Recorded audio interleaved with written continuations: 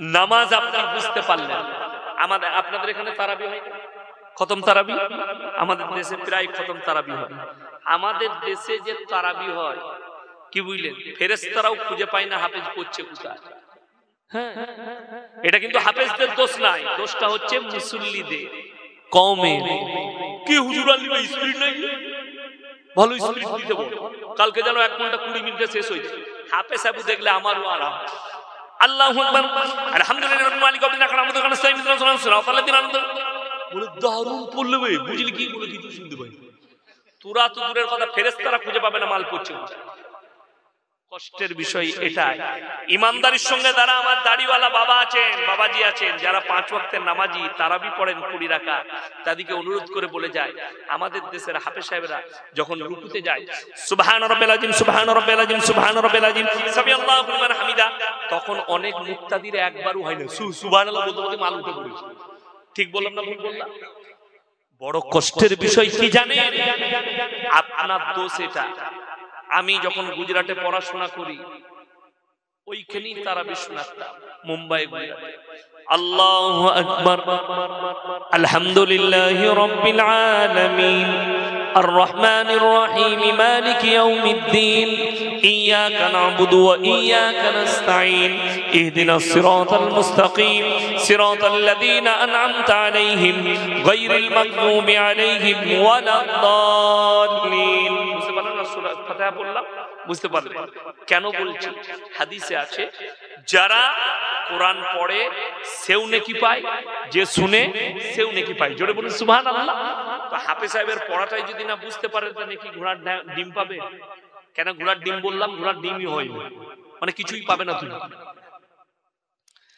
নামাজ আল্লাহ বললেন খুশুর সঙ্গে পড়ো। যারা মুমিন হবে তারা ধীর স্থিরতার সঙ্গে নামাজ পড়বে। নবীজি সাল্লাল্লাহু আলাইহি সাল্লাম বললেন, তোমরা নামাজে দাঁড়ালে শুনেলেন, যাদের মায়েরা ভাইয়েরা শুনেন, যাদের মনোযোগ নামাজে থাকে না তারা কান খুলে শুনেলেন, কি করবেন? একটা কথা মনে মনে ভাববেন। নবীজি বললেন ফাইন্নাহু ইয়ারা, তোমরা মনে মনে ভাববে আমি আল্লাহকে দেখতে পাই বা না পাই, আমার আল্লাহ আমাকে অবশ্যই দেখছেন। ফাইন্নাহু ইয়ারা, মনে মনে ভাবো আমি আল্লাহকে দেখতে পাই বা না পাই, আমার আল্লাহ আমাকে অবশ্যই দেখছে। এটা মনে মনে ভাবলে নামাজে মনোযোগ বসবে, আর দুনিয়ার হাজত সেরে তারপরে নামাজে ঢুকবে। আপনি আসরের নামাজ পড়তে মসজিদে ঢুকেছেন, দেখা গেল তাকবীর চলছে আল্লাহু আকবার আল্লাহু আকবার, আর আপনি চলে এসেছেন, একটু পায়খানা লেগেছে, আপনি মনে মনে করলেন নামাজটা ছেড়ে যাবে, তার থেকে আগে নামাজটা পড়েই নি তারপরে পায়খানা করবেন। এরপর 3 রাকাত থেকে 4 রাকাতে দাঁড়িয়েছে, তখন একটু জোরে চাপ লেগে গেছে, তখন খালি এরকম করে নিলেই ভালো হতো। নামাজ আর পায়খানা মিশে গেল, কথাটা বুঝতে পারেন? ধ্যান চলে গেল পায়খানার দিকে। নবীজি নিষেধ করলেন হাজত সেরে তারপরে নামাজে দাঁড়ান, যেন ধ্যানটা নামাজে আসে। আপনি জুম্মার দিনে নামাজ পড়তে আসবেন, বাড়িতে গোসল করে 11:30টায় রেডি। বিবি বলল, গো খাবার হয়ে গেছে, দুটি খেয়ে নাও। বলে না না, সেরকম ভোগ লাগেনি, এসে খাবো। ইমাম সাহেব লম্বা বয়ান, লম্বা খুতবা চালিয়ে দিয়েছে, লম্বা সূরা ধরেছে। দ্বিতীয় রাকাতে দাঁড়িয়ে মনে মনে ভাবছে শালা খেয়ে নিলি ভালো হতো, এত লম্বা সূরা কেউ পড়ে? নামাজ আর খাবার দুটোই মিশে গেছে। নবীজি নিষেধ করলেন হাজত সেরে যদি ভোগ লাগে দুটি খাবার খেয়ে নাও, পরে আবার খাবে, এসে নামাজটা আদায় করো। জানো নামাজের মধ্যে ধ্যান থাকে, নামাজের মধ্যে ধ্যান আনতে হবে, পাইকারি নামাজ পড়বে না। এটা 1 নম্বর, খুজুর সঙ্গে নামাজ আদায় করো। দ্বিতীয় নম্বর, ওয়াল্লাযীনা হুম আনিল লাগবি মুরিদুন, এবং তারা জানো নিজেদিকে গুনাহ কাটা থেকে বঞ্চিত করে। এখন বর্তমান যুগে যে পাপ, কি বলেন, এখন তো ইয়ং ছেলেরা কি বলে জানেন? বিসমিল্লাহ। নতুন নতুন কিছু দেখবেন ইয়ং ছেলে নামাজি হয়েছে, হয়নি? কি বলেন, ইমাম সাহেবরা জানে। হ্যাঁ, তারা আবার এমন নামাজি হয়েছে, তারা কি বলে জানেন? আমাদের বাপ চাচারা কেউ নামাজ জানে না, তুমি ওদের নামাজই কবুল হয় না, আমার নামাজটাই আসল। তো নামাজ পড় না। আমি কোরআন শুনিয়ে যাচ্ছি আমার বাবাজিরা, এমন এমন প্যান্ট বেরিয়েছে, কি বুঝলেন, জিন্সের প্যান্ট পরছে, দিয়ে মসজিদে জুম্মার দিনে দাঁড়াইছে, তার পেছনে যে দাঁড়াবে তার আর নামাজ হবে না। ও সিজদায় গেলেই পেছনে যে থাকবে সে আলী বাবার গুফা দেখতে পাবে। বাস্তব বললাম, পাছা বেরিয়ে গেছে, এমন প্যান্ট পরেছে। বড় কষ্টের বিষয়। তুমি বলছো আমি জান্নাতে যাব, শোনো জান্নাতে কে আগে যাবে। সাবিকুনা সাবিকুন উলাইকাল মুকাররাবুন ফি জান্নাতিন নাঈম সুল্লাতুম মিনাল আউয়ালিন ওয়া কালিলুম মিনাল আখিরিন।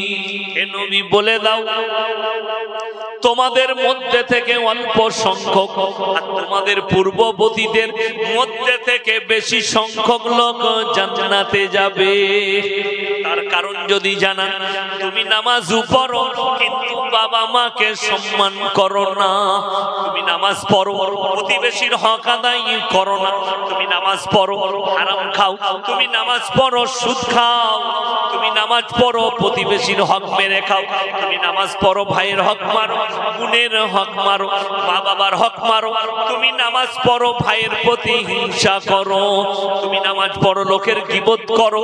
কিন্তু তুমি একবার ইতিহাস তুলে দেখে নাও, তোমাদের বাপ দাদুদের আখলাক আর চরিত্রটা কেমন ছিল। সূরাটা ভালো পড়তে পারতো না, কিন্তু আল্লাহকে ভয় করার মতো ভয় করেছে। ভালো করে দোয়া দরুদ জানতো না, কিন্তু তারা যখন নামাজ পড়তো মনোযোগ সহকারে ভয় করে নামাজ আদায় করত। তার কয়েকটা দলিল দিই। আমার আব্বাজিকে ইনারা চিনেন খুব ভালো করে। আমার আব্বাজি আমাকে একদিন শোনাচ্ছিল যে জানিস, আমি যখন এই গ্রামে ইমামতি করেছি, আমার এমনও মুক্তাদি ছিল, ফজরের নামাজের পরে মালদার মুক্তাদি, আল্লাহ তাদেরকে 100 বিঘে 150 বিঘে জমির মালিক করেছিল। তারা নামাজ পড়ে ফজরের পরে গরিবদের চুলাগুলোয় পা দিয়ে দেখতো আগুন আছে কিনা। যদি আগুন থাকতো বুঝতে পারতো এর বাড়িতে রাত্রে রান্না হয়েছে, খাবার হয়েছে। যার চুলাতে আগুন থাকতো না বুঝতে পারতো এর বাড়িতে রান্না হয়নি। সঙ্গে সঙ্গে বাজার থেকে খাবার দাবার, সবজি, আলু, পেঁয়াজ, চাল ডাল নিয়ে এসে তার দরজায় নামিয়ে দিয়ে পালিয়ে যেত ফজর হওয়ার আগে। জোরে বলুন সুবহানাল্লাহ। এই ছিল আখলাক। আর এখন তো ঘুরিয়ে নিয়ে মালটা পালিয়ে যাবে যদি পাই। ঠিক বললাম না? আরে গরিবের সাইকেল, দরজা থেকে সাইকেল চুরি হয়ে যাচ্ছে। বড় কষ্টের বিষয়, দুঃখের বিষয়। তুমি বলছো আমি জান্নাতে যাব, জান্নাতের খুশবু পাবে না নামাজ পড়ার পরে। অত সহজ নয়। যারা মনে করেছেন নামাজ রোজাটাই ইসলাম, তাসবিহ তিলাওয়াতটা ইসলাম, ইসলাম বুঝা মাথা থেকে পা পর্যন্ত গোটা একটা জীবন ব্যবস্থার নাম হচ্ছে ইসলাম। গোটা পুরো জীবন ব্যবস্থার নাম হচ্ছে ইসলাম। আপনাদেরকে বলে দিই, খুব ভালো করে বুঝবেন। কাঁচা পেঁয়াজ খেয়ে মসজিদে যাওয়া যাবে? এই জোরে বলবেন, কেন যাওয়া যাবে না বাবা? মুখ দুর্গন্ধ হবে, তাতে কি ক্ষতি? আমার পাশের ভাইয়ের ক্ষতি হবে, হবে না? হবে না। ইনি আমার প্রতিবেশী, ইনি আমার পাশে দাঁড়িয়েছেন নামাজে, আমার মুখ দিয়ে দুর্গন্ধ বেরোচ্ছে, ইনি কষ্ট পাবেন, পাবেন না? পাবেন। আপনি এই মশলা বুঝে গেলেন যে পেঁয়াজ খেয়ে নবীজি নিষেধ করেছেন, যাওয়া যাবে না। আর বিড়ি সিগারেট গুটকা খেলে কি হয়? সেন করে, আতরের মতো সেন করে? সেন করে না। তাহলে তুমি কি করে বুঝে নিলে পেঁয়াজ খেয়ে যাওয়া যাবে না? এটা বুঝে গেলে মুখের দুর্গন্ধ হবে। তুমি বিড়ি খোর, তুমি সিগারেট খোর। আরে আমাদের দেশে তো অনেক মুসল্লি আছে সকালবেলায় বিড়ি না খেলে হাগায় হয়। এ ঠিক বললাম না ভুল বললাম? মসজিদের পায়খানা ঘরে বসে বিড়ি খাচ্ছে আর হাগছে। তুমি নিজেকে মুমিন বলো? এই দেখো, এটা পানি, পানি, এই বোতলটায় পানি দিয়েছে না দেয়নি আমাকে? পানি। ইনি লিখে দিয়েছেন এটার মধ্যে হুজুর বিষ মিশানো আছে, খেলে মারা যাবেন। এটার খাওয়া যাবে? খাওয়া যাবে না। বিড়ি সিগারেটের প্যাকেটে লেখা আছে না নাই হানিকারক, ক্যান্সারের কারণ। তাহলে তুমি যদি খাও তাহলে তোমার কি করে নেকি হবে? হুজুরের কাছে ফতোয়া দিচ্ছে, হুজুর বিড়ি খাওয়া কি? হুজুর বললে মাকরুহ। যদি মাকরুহ হয় তাহলে হুজুর খেলে দোষ কোথায় হবে? কথা বুঝতে পারেননি? তুমি বিড়ি খাওয়ার লেগে হুজুরের কাছে ফতোয়া দিচ্ছ, হুজুর বিড়ি খাওয়া, সিগারেট খাওয়া কি মাকরুহ? আর হুজুর খেলে বলছো তার পেছনে নামাজ হবে না, মসজিদ থেকে তাড়াতে হবে। ও হুজুর খেলে হারাম আর তুই খেলে মাকরুহ। কবরে যা বুঝতে পারে। আমি বলবো সব থেকে দুঃখের বিষয়, যদি বলেন বিড়ি সিগারেট খেয়ে সব থেকে বেশি কে কষ্ট পাই জানে?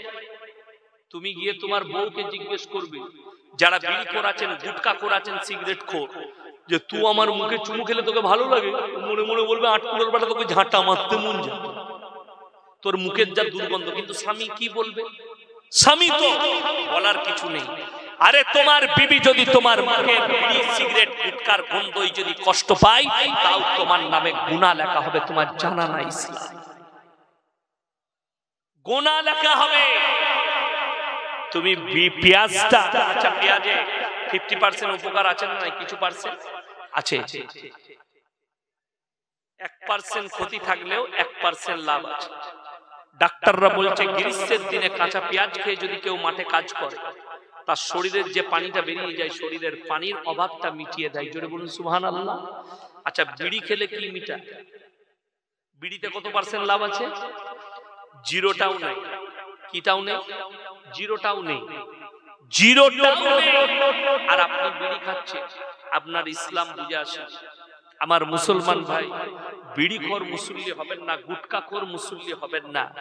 আমাকে আপনার গালি দিতে মনে যায়, গালি দিবেন না, আমি আপনার গালিটাকে দোয়া বলে মেনে নেব, কিন্তু আমি আমার কথা থেকে সরব না, আমি হক বলে গেলাম এটা।